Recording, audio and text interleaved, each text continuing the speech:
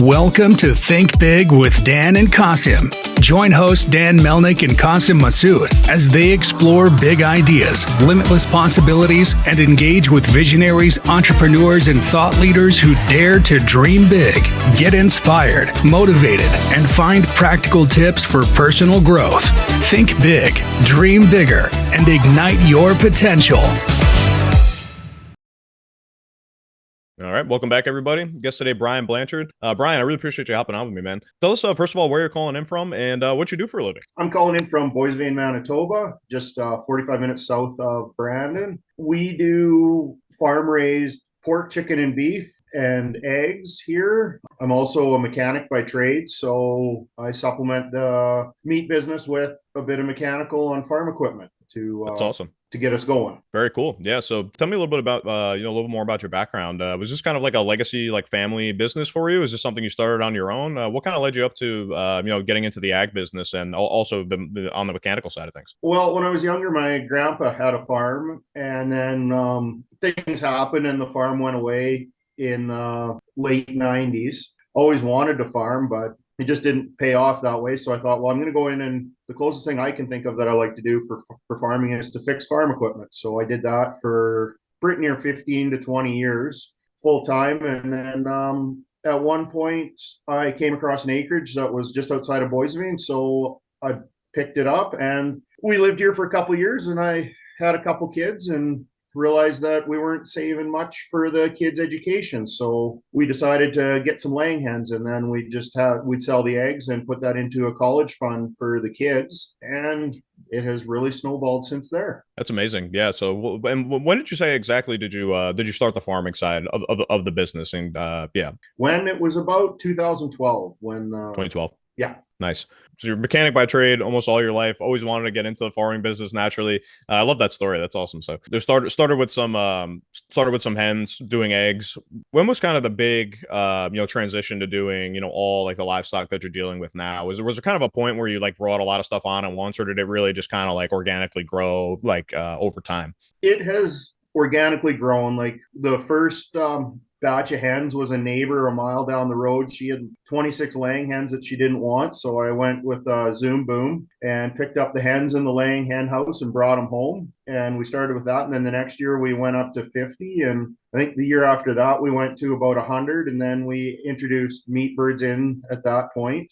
And then I added pigs in at, I don't know, probably about 2018, somewhere in there. And we learned a bit about them. And as our infrastructure here got bigger and our demand got bigger, we decided to add some cows. So we started with just a couple feeders, and then I didn't want to buy the animals. So I thought, well, buy the feeder animals. So I thought, well, we'll just buy some cows and raise them. And now it's gone into, we have close to about 80 cows. Now we do 1,000 meat birds and about 300 laying hens, and likely about 35 hogs right now. Well, that's awesome. And then I guess how do you kind of take to selling this product? Are you doing some of like the butchering and stuff yourself and selling cuts to wholesale? Are you selling like direct to customers that way, or what's your general kind of like go to market strategy with the livestock and the product that you have?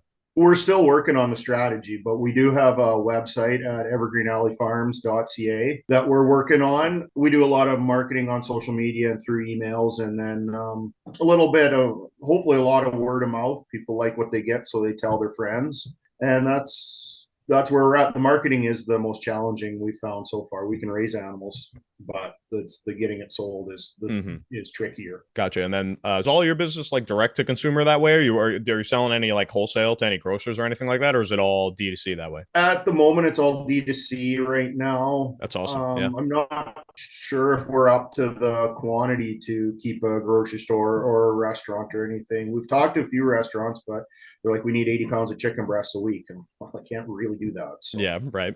No, that's awesome. So what has it kind of been your experience with and selling direct to consumer? What do you kind of find is your like typical customer that is doing kind of repeat business with you? Like, is there a specific like demographic age range kind of that you find more typical than others within the people that you're selling to? Yeah, we're finding the over 40, probably closer to 50-year-old age group that probably their parents grew up eating this kind of meat and cooking roasts and buying halves and wholes and stuff like that. We have been struggling with the younger generation. We don't know how to cook it, or we don't have time, and different things like that. And kind of thinking they're just coming up with excuses right now, because we've figured that we can cook a meal pretty quick when we want to throw a roast in for an hour and a half or 2 hours, and bam, it's done and it's delicious. So I think probably for the younger generation, I can imagine it's probably a time and a space thing.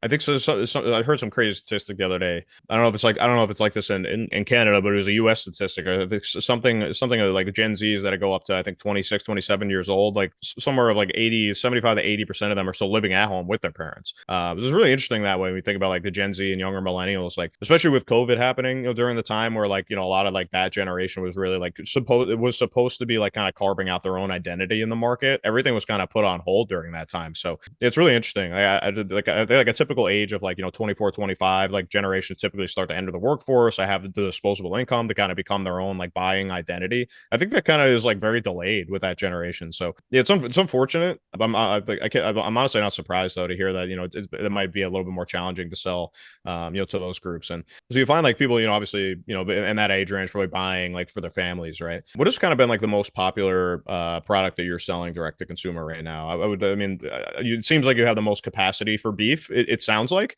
So I would assume that's probably most of what you're doing, but can you break that down a little bit for me? I'm just curious. We really like hamburger, obviously, is likely our biggest seller. We have lots of interest in steaks and stuff like that, but we don't sell a lot of them individually. Just we try to do a few promotions and different things with them. The eggs is where everything started from, and they seem to be our easiest.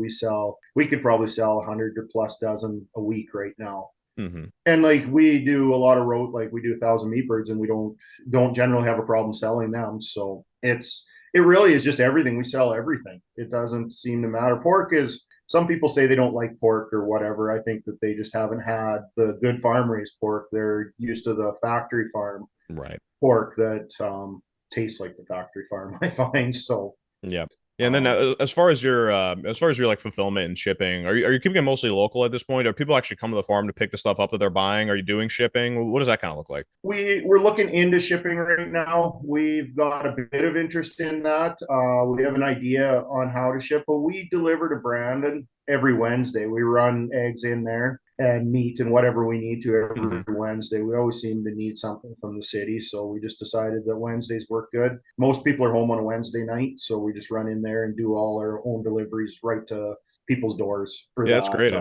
Shipping is expensive. The cost to do shipping, like it's almost impossible right now to do it until we get into a different size. And then I think if we ship to Winnipeg, we'll just drive it into Winnipeg and drop it off at a shipper's place, and then pay the $20 or whatever for them to deliver it around the city, is where I think we're going to end up with that. Because shipping from Boisville or Brandon it really drove a lot of people away.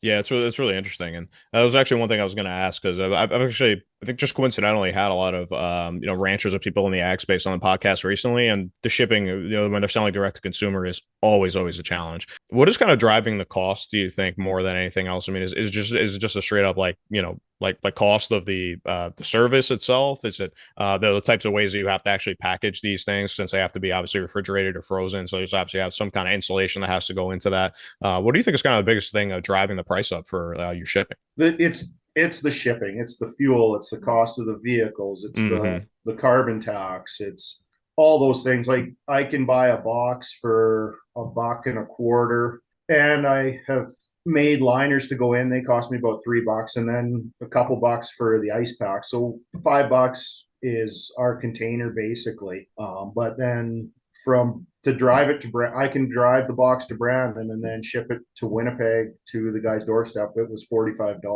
per parcel. So it's really prohibitive for people to buy that and pay that kind of shipping on it. Yeah, no, it definitely is. And just want to ask you too. I know you mentioned you do pretty well posting on social media. Is that where you find like most of the traffic to the website goes? Like, say you get like a new customer maybe has never heard about you before, just came across you somehow through some channel. Where's most of the drive to the website for new customers coming from right now, do you think? I think it's searching up locally raised or farm fresh. we really try to use those kind of keywords in our advertising. So if somebody's looking for local beef, they find our website or a link to us one way or another through Instagram or Facebook. A lot of people are wanting to buy locally, we find. Yeah, it's definitely a trend I've noticed too. And that, as I mentioned, like just having a lot of the ranchers or people in the ag space, it seems to be, a consumer trend. Obviously, people wanting to buy local, wanting to have a relationship with the people they're buying their food from, because I think people are just tired of hearing about,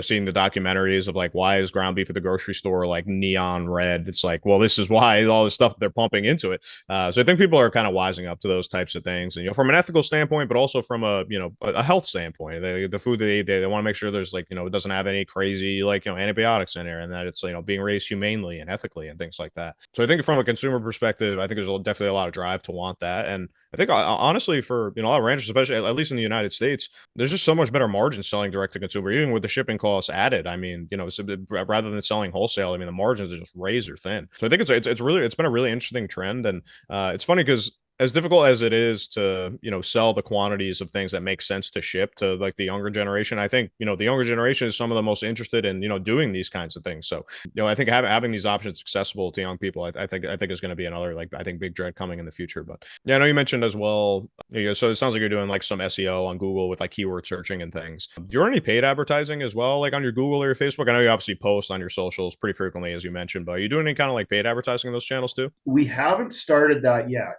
It's maybe kind of a time thing that I haven't made up the advertisements and stuff like that yet. We're trying to just keep it a little bit cost effective, just not doing paid advertisements right now. We will have to do some paid advertisements in the future, but right now we're just working at the social media, see if we can get good at that. I've seen a few different places that have really succeeded with the social media advertising, so we're just kind of trying to follow their lead a bit and go from there at this point in time. Yeah, no, it's fair enough. I mean, if you have a good enough social media following, I mean, posting is free, right? So some of the best like organic drivers for sure in the D2C world, the e-commerce world. So no, that's awesome. Yeah. One thing I always love to ask everybody that comes on the podcast, Brian, is just obviously you started this business in 2012. Everything you learned up to this point, 12 years later, if you could go back to the beginning and give yourself any piece of advice if you were to start again, what do you think that piece of advice would be? I think for me, it's take your time, build it slow. If you really rush at it, you're gonna have problems. We've had some big wrecks with chickens and pigs out here that we didn't have the infrastructure, and the pig got kind of attacked me a little bit because we weren't safe in handling it. And take your time, build it. And once you build a building, quite often that's where that building's going to be. So you got to use it. So you want to think and make sure that everything's in the right spot and is user friendly. And you can work with the animals through this system is one of the biggest things. And it's expensive. There's just no two ways about it. It is expensive to get into this kind of thing. Like me and my partner both have fairly good incomes with the mechanical, and she has her own income. And a lot of that goes into building this farm. We're just nicely now starting to see a bit of a return on it, where hopefully within the next year we can slow down on our actual jobs and maybe convert more to the farm to be able to pay more attention to it and to do a better job at it. We're just kind of at a tipping point, whether we're kind of shooting ourselves in the foot by being off the farm working and not being on the farm doing stuff that needs to be done here. It's a really delicate balancing act right now. While my dad is out here, he does a lot of the chores and helping me on that end of stuff. So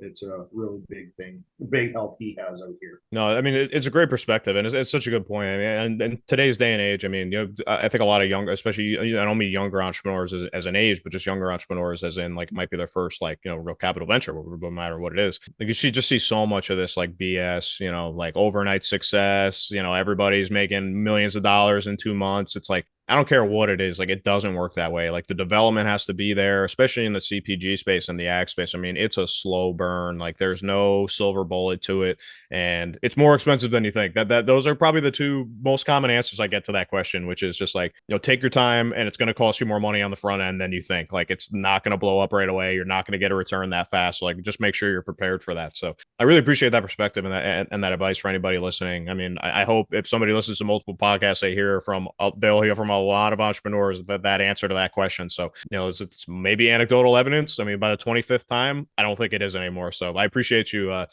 sharing that and, being a part of that illumination to that point, because it's so important. I think it is. I mean, statistically, one of the biggest reasons that whatever 75 to 80% of businesses fail in their first year. I mean, usually it's a capital issue. And I think people just aren't prepared for, the timeline or, the capital requirements for doing some things, or just don't plan it out enough. So I really appreciate that advice for anybody listening, for sure. I just want to give you a quick opportunity, Brian, as well, to just plug your website. Anybody listening to the podcast might be interested in getting in touch with you, maybe potentially for some kind of partnership, or you're just interested in trying the product if they're nearby.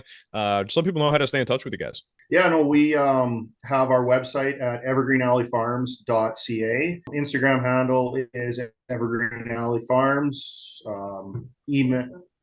Yeah, Facebook's the same thing. So we're on all three of those platforms there. Awesome. Check us out on those sites and drop us a line if you're interested. We are always up for different kind of ideas and everything, or if you're interested in some product, we have lots and can do that.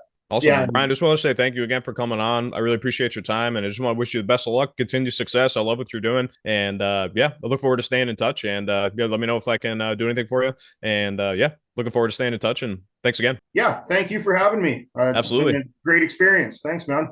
Yep. Thanks, Brian. Thanks, everybody.